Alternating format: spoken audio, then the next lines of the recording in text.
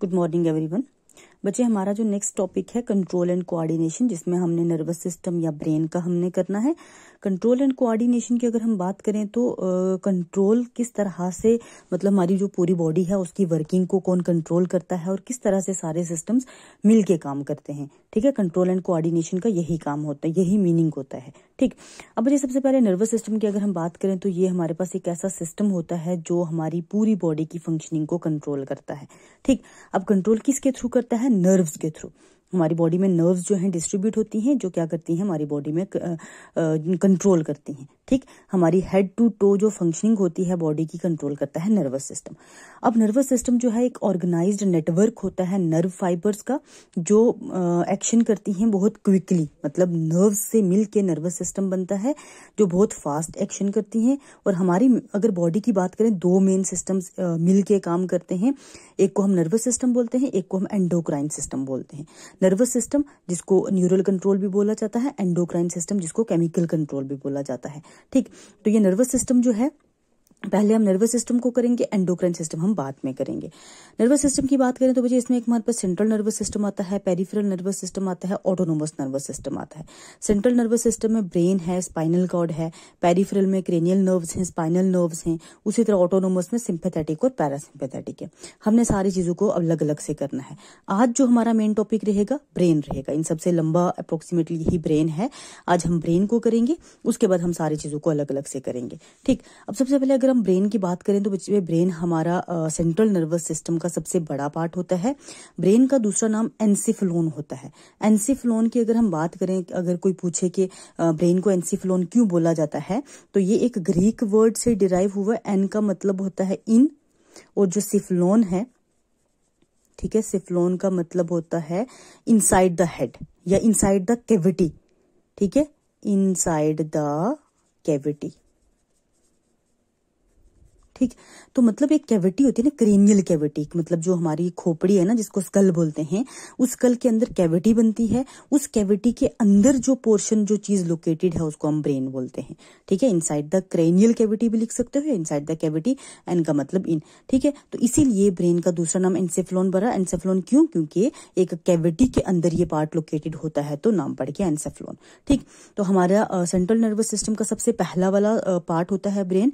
ठीक है, और ये हमारे पास सेंट्रल इंफॉर्मेशन प्रोसेसिंग ऑर्गन होता है। देखो, अपने कंप्यूटर सबने देखा है, उसमें सीपीयू देखा होगा, जिसको सेंट्रल प्रोसेसिंग यूनिट बोलते हैं। तो जिस तरह से वो ब्रेन का काम करता है, कंप्यूटर के ब्रेन का काम, और हमारे ब्रेन भी उसी तरह से सेंट्रल इंफॉर्मेशन प्रोसेसिंग ऑर्गन होता है, जो हमारे सारे के सारे सिस्टम्स को कंट्रोल करके रखता है। ठीक, और एनक्लोज होता है एक क्रेनियम, मतलब जो स्कल है उसके स्कल के क्रेनियम के अंदर एनक्लोज होता है।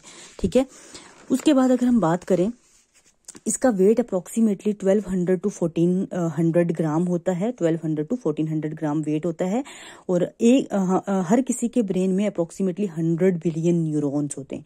100 बिलियन ऑफ न्यूरॉन्स होते हैं। न्यूरॉन की बात करें तो बेसिक यूनिट होता है हमारे सेंट्रल नर्वस सिस्टम का, और इसको मैं अलग से आपको बता भी दूंगी। तो न्यूरॉन जो है बेसिक यूनिट होता है, नर्वस टिश्यू में आपने पढ़ा भी हुआ है, तो न्यूरॉन को मैं अलग से थोड़ा बता भी दूंगी। और जो हमारा ब्रेन है एनक्लोज्ड रहता है, कवरिंग्स के अंदर एनक्लोज रहता है, उनको हम मेनिजेस बोलते हैं। जो कवरिंग होती है उनको मेनिजेस बोलती हैं। मेनिजेस क्या होती हैं? कनेक्टिव टिश्यू होती हैं जो ब्रेन को सराउंड करके रखती हैं। क्रेनियम जो हड्डियों का ढांचा है ना, जो स्कल, उसके अंदर जो ब्रेन है उसको सराउंड करके रखती हैं मेनिजेस। अब जो मेनिजेस हैं ये क्या करती हैं? हमारे पास तीन तरह की होती हैं, एक पायामीटर, एक एरेक्नॉइड, एक हमारे पास ड्यूरामीटर। जो पायामीटर ये सबसे अंदर वाली होती है और वेस्कुलर होती है, मतलब इसमें ब्लड वेसल्स अच्छी खासी प्रेजेंट होती हैं। एरेक्नॉइड जो है मिडल होती है और ये भी वेस्कुलर होती है। और स्पाइडर वेब भी टाइप की, आपने स्पाइडर वेब देखा ना, जाला देखा है ना, वो जो स्पाइडर लगाता है, तो उस तरह का वेब लाइक स्ट्रक्चर होता है इसका। ड्यूरामीटर जो है ये बाहर वाली होती है, थिक होती है और फाइब्रस होती है। और ये जो क्रेनियम है, जो मतलब स्कल है, जैसे ये स्कल है हड्डियों का बना हुआ, उसके बिल्कुल अंदर लोकेटेड होती है ड्यूरामीटर। ठीक, तो ड्यूरामीटर, एरेक्नॉइड और पायामीटर। अब अगर हम ब्रेन की बात करें, ब्रेन में दो तरह के मैटर होते हैं, एक को हम ग्रे मैटर बोलते हैं, एक को हम व्हाइट मैटर बोलते हैं। ग्रे मैटर की बात करें, ग्रे कलर का होता है, इसमें सेल बॉडी और नॉन माइलिनेटेड नर्व फाइबर होते हैं। ठीक है, अब सेल बॉडी मतलब जिसमें ये सेल बॉडी और ये डेंड्राइट भी आ जाते हैं, नॉन माइलिनेटेड नर्व फाइबर आएगा ग्रे मैटर में। व्हाइट मैटर की बात करें, ये इसमें मेड्यूलेटेड नर्व फाइबर आते हैं, ऐसा एक जोन जिसके बाद बाहर मेड्यूलरी शीथ बनी हुई है, और मेड्यूलरी शीथ की वजह से इसका कलर क्या होता है, व्हाइट कलर का होता है। और अगर हम बात करें नॉन माइलिनेटेड नर्व फाइबर और माइलिनेटेड नर्व फाइबर, कंडक्शन मतलब पासिंग ऑफ सिग्नल जो है वो मेड्यूलेटेड नर्व फाइबर में ज्यादा होता है, तो व्हाइट मैटर जल्दी सिग्नल को पास करता है कंपैरिजन टू ग्रे मैटर। ठीक, अब उसके बाद अगर हम बात करें, हमारे पास आता है स्ट्रक्चर ऑफ ब्रेन। ब्रेन जो है हमारे पास 3 मेन रीजन से मिलके बनता है, फोर ब्रेन, मिड ब्रेन और हाइंड ब्रेन। ठीक, फोर ब्रेन, मिड ब्रेन और हाइंड ब्रेन। फोर ब्रेन को प्रोसेनसेफ्लॉन बोला जाता है, मिड ब्रेन को मेसेनसेफ्लॉन बोला जाता है और हाइंड ब्रेन को रोहम्बेनसेफ्लॉन बोला जाता है। फोर ब्रेन में हमारे पास ओल्फैक्टरी लोब आता है, सेरिब्रम आता है, डाइनसेफ्लॉन आता है। मिड ब्रेन में ऑप्टिक लोब्स आती हैं। हाइंड ब्रेन में हमारे पास सेरिबेलम आता है, पोन्स वेरुला और मेडुला ऑब्लोंगेटा आता है। अगर हम बात करें, पहले फोर ब्रेन की बात करते हैं। फोर ब्रेन इन तीनों में से सबसे पहला वाला पार्ट फोर ब्रेन है। फोर ब्रेन में ओल्फैक्टरी लोब्स जो होती हैं, ऑल्फैक्टरी लोब्स 1 पेयर मतलब 2 होती हैं। क्लब शेप्ड स्ट्रक्चर होता है, और इसमें एक तो ऑल्फैक्टरी ट्रैक्ट होता है, एक हमारे पास ऑल्फैक्टरी बल्ब होता है। इसकी डायग्राम से मैं थोड़ा बता देती हूँ आपको, साथ साथ बता देती हूँ। जैसे ये डायग्राम देखो, ये है ऑल्फैक्टरी लोब्स, ये जो 2 दिख रही है ना, ये ऑल्फैक्टरी लोब्स, और ये जो यहाँ से यहाँ तक का पोर्शन है इसको ऑल्फैक्टरी ट्रैक्ट या ऑल्फैक्टरी स्टॉक बोला जाता है। ऊपर जो है बिल्कुल राउंडेड सा स्ट्रक्चर जो यहाँ से क्लियर नहीं दिखता, टिप पे ऑल्फैक्टरी बल्ब है, और ये लंबे वाले को हम क्या बोलेंगे, ऑल्फैक्टरी स्टॉक बोलेंगे। ठीक, अब ऑल्फैक्टरी स्टॉक जो है ये सेरिब्रल हेमिस्फीयर के अंदर ही रहता है। ठीक है, सेरिब्रल हेमिस्फीयर के अंदर रहता है। उसके बाद अगर हम बात करें ऑल्फैक्टरी स्टॉक की, अगर हम बात करें तो ये सेंस ऑफ स्मेल का काम करता है। ठीक है, सेंस ऑफ स्मेल का काम करता है। उसके बाद सेरिब्रम की बात करें, सबसे बड़ा पार्ट है और हाईली कम्प्लेक्स नेचर का होता है। लेफ्ट और राइट हेमिस्फीयर से मिलके बनता है और एक दूसरे से कनेक्टेड रहता है कॉर्पस कैलोसम के थ्रू। कॉर्पस कैलोसम के थ्रू एक दूसरे के साथ दोनों हेमिस्फीयर्स आपस में कनेक्टेड रहती हैं, और इसमें बहुत सारी फोल्डिंग्स होती हैं, गायरी और सुलसी बोलते हैं। जो बाहर निकला होता है पोर्शन उसको गायरी बोलेंगे, जो अंदर वाली साइड होता है उसको सुलसी बोलेंगे। मैं अभी बता भी देती हूँ, जैसे ये देखो, यहाँ पे आपको क्लियर नहीं होगा गायरी और सुलसी को, ये देखो, देखो ये बाहर निकले हुए पोर्शन को हम गायरी बोल रहे हैं, जो अंदर वाला पोर्शन है उसको हम सुलसी बोलते हैं। ठीक, और ये देखो, एक हेमिस्फीयर ये है, एक सेरिब्रल हेमिस्फीयर ये है, लेफ्ट और राइट, और ये सेंटर वाली लॉन्गिट्यूडनल फिशर जो आपस में इनको कनेक्ट करके रखती है। ठीक है, इनका कनेक्शन बना के रखती है सेरिब्रम। ठीक, सेरिब्रम है, सेरिबेलम नहीं। अब जो सेरिब्रम है इसमें कुछ एक सेंसिटिव एरिया होते हैं। ठीक है, जैसे एक मोटर एरिया है जो फ्रंटल पार्ट है, और वॉलेंट्री मतलब जो हमारी चॉइस की अकॉर्डिंगली मूवमेंट्स होती है उनको कंट्रोल करता है। उसके बाद प्री मोटर एरिया आता है, ये हमारी इनवॉलेंट्री मतलब हमारी चॉइस की नहीं, जो हमारे काम ऐसे नॉर्मली चलते रहते हैं उनको कंट्रोल करता है। उसके बाद एसोसिएशन एरिया आता है। एसोसिएशन एरिया जो एसोसिएशन बना के रखता है डिफरेंट सेंसेस के बीच में, जैसे कि हमारी लर्निंग की सीट होती है, इसमें मेमोरी को कंट्रोल करता है, हमारी कम्युनिकेशन मतलब बात करने के तरीके को कंट्रोल करता है एसोसिएशन एरिया। उसके बाद सोमेस्थेटिक एरिया है जो हमारे सेंसेस को कंट्रोल करता है, जैसे कि पेन हो गया, टच हो गया, टेम्परेचर हो गया, इनको कंट्रोल करता है सोमेस्थेटिक एरिया। विजुअल एरिया जो हमारी देखने की कैपेसिटी या विजुअल सेंसेशन को कंट्रोल करता है, ये सारी चीजें सेरिब्रम के अंदर हैं। उसके बाद ऑडिटरी एरिया जो हमारी हियरिंग सुनने की शक्ति को कंट्रोल करता है। ऑल्फैक्टरी जो हमारी स्मेल को कंट्रोल करता है। टेस्ट एरिया जो हमारी टेस्ट बर्ड्स मतलब हमारे टेस्ट डिफरेंट टाइप के टेस्ट होते हैं उनको कंट्रोल करता है। ठीक, तो सेरिब्रम जो है इसके फंक्शन क्या रहते हैं, intelligence, reasoning, knowledge, imagination, sneezing, coughing वगैरह, ये सारा कुछ कौन कंट्रोल करता है, सेरिब्रम। ठीक, उसके बाद बच्चे हमारे पास आता है फोर ब्रेन का ही नेक्स्ट वाला पार्ट, डाइनसेफ्लॉन। ठीक है, फोर ब्रेन में, हाँ ठीक है, 3 मैंने बताए थे ना, अब हमारे पास आएगा डाइनसेफ्लॉन। अब जो डाइनसेफ्लॉन है इसमें मैंने आपको 2 रीजन्स ऑडियो में बताए थे, 2 रीजन्स, ये एपिथैलेमस लिखने की जरूरत नहीं है, ऐसे याद कर लेना। 3 रीजन्स में कुछ बुक्स में है, कुछ बुक्स में 2 रीजन्स में डिवाइड किया होता है, एक एपिथैलेमस, थैलेमस और हाइपोथैलेमस। एपिथैलेमस जो है बड़ा पतला सा होता है, नर्वस टिश्यू बड़ा पतला सा नर्वस टिश्यू से मिलके बनता है, मतलब इसमें न्यूरॉन्स होते हैं। इसमें एक पीनियल बॉडी होती है जो मेलाटोनिन क्रिएट करती है, और मेलाटोनिन की वजह से स्लीप हमारी इंड्यूस होती है, मतलब नींद जो आती है वो इसकी वजह से आती है। उसके बाद थैलेमस है, थैलेमस में मोस्टली ग्रे मैटर होता है, और ये क्या करता है, थैलेमस जो है इंपल्सिस को या सिग्नल्स को पास करता है सेरिबेलम में, सेरिबेलम जो हाइंड ब्रेन का पोर्शन है। हाइपोथैलेमस की बात करें, थैलेमस के जस्ट बिलो लोकेटेड होता है, और ये क्या करता है, इन्फंडिब्यूलम मतलब ये कुछ एक आउटग्रोथ्स, मतलब ये जैसे हाइपोथैलेमस है ना, ऐसे आउटग्रोथ्स निकालेगा जिसको हम इन्फंडिब्यूलम बोलते हैं। इन्फंडिब्यूलम एक सर्कुलर बॉडी से मीट करती है जिसको हम क्या बोलते हैं, हाइपोफाइसिस। और इसको, ये जो प्रोसेसेस हैं, इसको और इस बॉडी को मिला के हम क्या बोलते हैं, पिट्यूटरी ग्लैंड।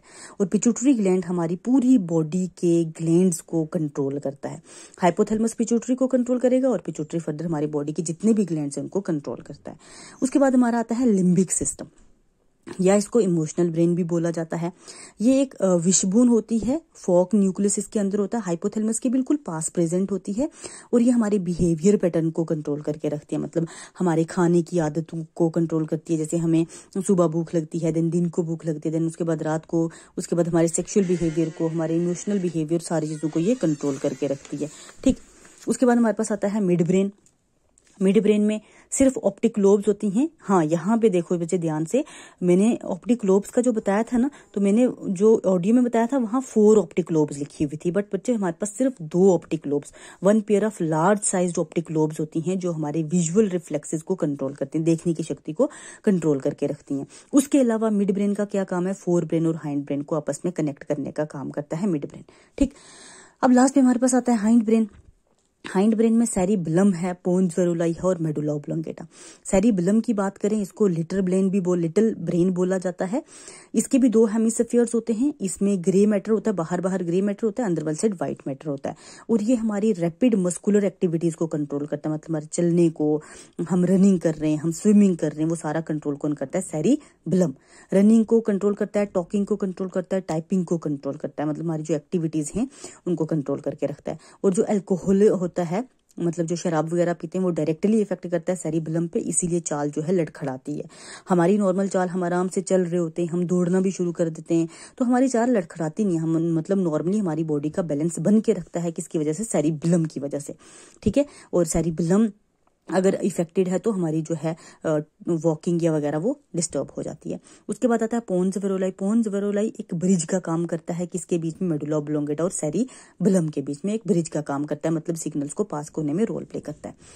लास्ट पे आता है मेडुला ऑब्लोंगेटा। मेडुला ऑब्लोंगेटा जो है ये स्पाइनल कॉर्ड से भी सिग्नल रिसीव करता है। अब स्पाइनल कॉर्ड कहाँ पे है, स्पाइनल कॉर्ड को हम अलग से करेंगे, लेकिन आप याद रखो स्पाइनल कॉर्ड कहाँ पे है, हमारी वर्टिब्रल कॉलम के अंदर। वर्टिब्रल कॉलम के अंदर स्पाइनल कॉर्ड है, और वहां से कोई भी सिग्नल्स, मतलब कोई सेंसेशन कुछ भी रिसीव करके सेरिबेलम तक पहुंचाता है। और मेडुला ऑब्लोंगेटा एक साइट होती है, किसी जगह होती है जो रेगुलेट करती है रेस्पिरेशन को, सर्कुलेशन को, डाइजेशन को, स्नीजिंग को, वोमिटिंग को, कॉफिंग को। ये सारी एक्टिविटीज कौन कंट्रोल करता है, हमारे पास मेडुला ऑब्लोंगेटा। ठीक, अब देखो ये डायग्राम, एक तो मैंने ये बनाई है मीडियम सेक्शन ब्रेन की, जिसमें मैंने क्या क्या बताया। सबसे पहले सल्सी, जो डिप्रेशन अंदर वाली साइड, उसको हम सल्सी बोलते हैं, जो बाहर वाली साइड निकली उसको गायरी बोलते हैं। ठीक, और ये हमारे पास कॉर्पस कैलोसम है। कॉर्पस कैलोसम जो दोनों हेमिस्फीयर्स को आपस में कनेक्ट करके रखता है। थैलेमस वाला पोर्शन ये है। पीनियल बॉडी, बिल्कुल राउंडेड स्ट्रक्चर पीनियल बॉडी, याद है ना, एपिथैलेमस में जो मेलाटोनिन को सिक्रीट करती है। कॉर्टेक्स, बाहर वाले पोर्शन ब्रेन को कॉर्टेक्स बोलते हैं। ठीक है, और ये जो है ये फूल की तरह निकला हुआ, इसको सेरिबेलम बोलते हैं। ये जो कनेक्ट हो रहा है यहाँ से मेडुला ऑब्लोंगेटा, और ये यहाँ पोन्स वेरुलाई। ठीक, पोन्स वेरुलाई, ये इसकी मीडियम सेक्शन है। और ये है इसकी वेंट्रल व्यू है ब्रेन का। 2 हेमिस्फीयर्स हैं, लेफ्ट और राइट हेमिस्फीयर ऑफ सेरिब्रम। ठीक, सेरिब्रम। उसके बाद ये निकली हुई ऑल्फैक्टरी लोब्स, ऑल्फैक्टरी ट्रैक्ट और ऑल्फैक्टरी बल्ब।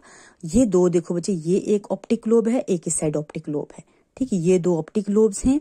ऑप्टिक चियाज्मा भी इसको बोला जाता है। उसके नीचे ये वाली पीनियल बॉडी है। ठीक है, और ये यहाँ पे सेंटर में, ऑप्टिक चियाज्मा के बिल्कुल सेंटर में इन्फंडिब्यूलम है। ठीक है, इन्फंडिब्यूलम। और ये आ गया हमारे पास मेडुला ऑब्लोंगेटा। अच्छा, ये जो ये है ना, इसको मैंने मेंशन नहीं किया, ये पोन्स वेरुलाई है, पोन्स वेरुलाई। और ये हमारे पास आ जाएगा सेरिबेलम। ठीक, सेरिबेलम। तो आप ये वाली डायग्राम भी बना सकते हो, ये वाली डायग्राम भी बना सकते हो, बनानी दोनों है आपने, लेकिन एग्जाम में मोस्टली ये बनाई जाती है। ठीक है, तो यही था हमारे पास ब्रेन पूरा। अब देख लेना, अगर ये डायग्राम बनाने में मुश्किल हुई तो मुझे बता देना, तो मैं बता दूंगी किस तरह से आपने डायग्राम्स बनानी है। और भी कहीं पे भी अगर कुछ भी कंफ्यूजन हुई, हाँ मैंने एक और चीज बताई थी कि हमारे जो इमोशंस हैं उनको कंट्रोल कौन करता है, ब्रेन करता है। हार्ट जो है उसका सिर्फ एक ही काम होता है, पंपिंग करना। बाकी जितने भी इमोशंस हैं, किसी को रोना या फिर हंसना, सारा कुछ कंट्रोल कौन करता है, हमारे पास हमारा ब्रेन कंट्रोल करता है। ठीक है, तो आज हम यहीं तक रखते हैं। Thank you so much.